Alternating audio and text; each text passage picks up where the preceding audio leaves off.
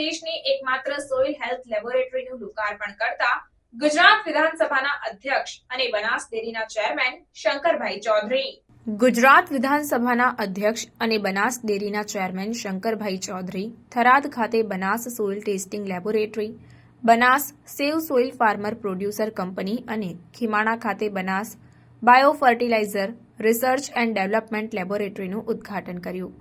આ ઉદ્ઘાટનમાં મોટી સંખ્યામાં સ્થાનિક ખેડૂતો ઉપસ્થિત રહ્યા હતા. થરાદમાં બનેલી દેશની એકમાત્ર સોઇલ હેલ્થ લેબોરેટરીનું લોકાર્પણ થતાં આગામી સમયમાં આ લેબોરેટરી બનાસની માટીને જીવંત બનાવવામાં મોટી ભૂમિકા ભજવશે. આપણે માટીને બચાવી સજીવ સૃષ્ટિને જીવંત રાખવા કામ કરીએ. થરાદ ખાતે યોજાયેલા આ ઉદ્ઘાટન પ્રસંગમાં પૂર્વ સાંસદ Parbatbhai Patel, vice chairman Bhavabhai Rabari, managing director Sangram Chaudhary, Banas ડેરીના ડિરેક્ટરો, ઈશા ફાઉન્ડેશનના કાર્યકર્તાઓ અને મોટી સંખ્યામાં ખેડૂત મિત્રો ઉપસ્થિત રહ્યા હતા.